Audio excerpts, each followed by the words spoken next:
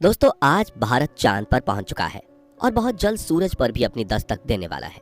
आज शहर में आपको बड़ी बड़ी इमारतें, पक्के मकान और बेहद चौड़े हाईवेज नजर आएंगे। हालांकि इन सड़कों पर दौड़ती लग्जरी कारें अब लोगों को बिल्कुल हैरान नहीं करती हैं।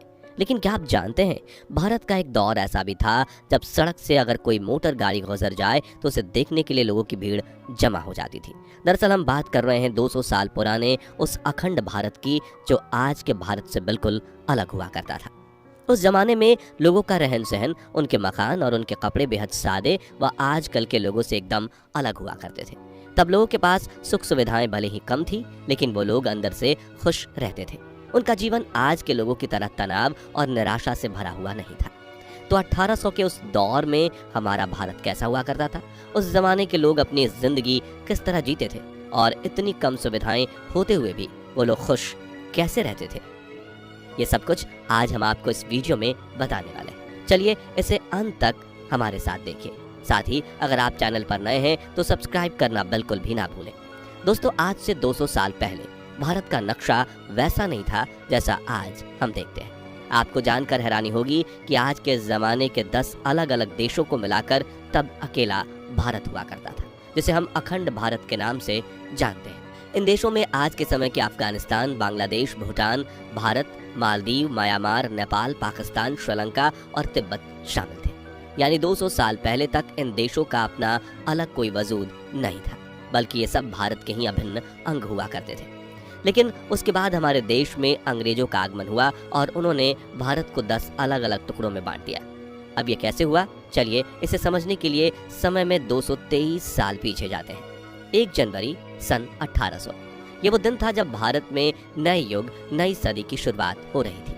हालांकि अंग्रेजों को हमारे भारत देश में आए हुए 150 साल से ज़्यादा बीत चुके थे, लेकिन अभी तक उन्होंने पूरे भारत को अपने कब्जे में नहीं लिया था। दरअसल अंग्रेजों ने भारत की तरफ अपना रुख 1610 के आसपास किया था। उस दौर में भारत पर बेहद ताकतवर मुगलिया सल्तनत और वीर मराठा शासकों का राज हुआ करता था। अंग्रेज बहुत चालाक थे। उन्हें पता था कि अगर वो इन शासकों से सीधा भिड़ेंगे तो उन्हें हार ही नसीब होगी। इसलिए उन्होंने भारतीय राजाओं को हराने के लिए फूट डालो, राज करो की नीति अपनाया। वो इंतजार कर रहे थे कि भारत के राजा आपस में लड़ाई करके एक दूसरे को कमजोर कर दें, ताकि वो खुद इस कमजोरी का फायदा उठाकर अपना शासन जमा सकें।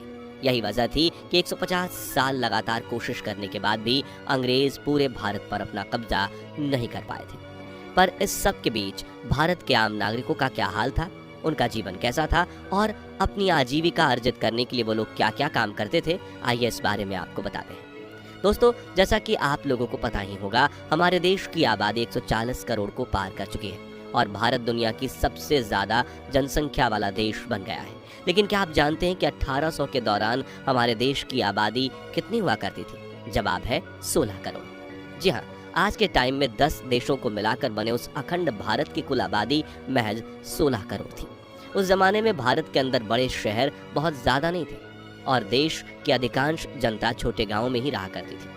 फिर भी जो लोग शहर में रहते थे, उनके रोजगार कमाने का मुख्य जरिया अंग्रेजों द्वारा लगाए गए कारखानों, फैक्ट्रियों और मिलों आदि में मजदूरी का काम करना हुआ करता था। अंग्रेज इन लोगों से 12-12 घंटे की लंबी शिफ्ट में काम करवाते और मेहनताना ना के बराबर देते थे। उस समय एक आम आदमी दिन के 15 घंटे काम करके भी मुश्किल से अपने परिवार के लिए 2 वक्त की रोटी का इंतजाम कर पाता था। उस दौर में भारत के लोग अपने हाथ से ही सारे काम करते थे, क्योंकि मशीनरी इतनी ज़्यादा चलन में नहीं आई थी और हाथ से बना होने के कारण इंटरनेशनल मार्केट में इन सब चीज़ों की डिमांड भी बहुत ज़्यादा थी। इसी का फ़ायदा उठाकर अंग्रेज कई सारे अलग अलग प्रोडक्ट्स को विदेशों में एक्सपोर्ट करते थे और महंगी कीमत पर बेचकर मोटा मुनाफा कमाते थे। अब आप सोचेंगे कि अगर भारत में बने प्रोडक्ट अच्छी कीमत पर बिक रहे थे तो इसका फ़ायदा भारतीय मजदूरों को क्यों नहीं मिल रहा था? असल में इसका कारण ये था कि भारत के सिर्फ 10% लोग ही पढ़े लिखे थे। इसी के चलते उन्हें अपने खुद के हुनर की वैल्यू ही मालूम नहीं थी और वो कम से कम कीमत में भी अंग्रेज़ों के लिए काम करने को राजी थे। खैर, ये तो हुई शहरों में रहने वाले लोगों की बात।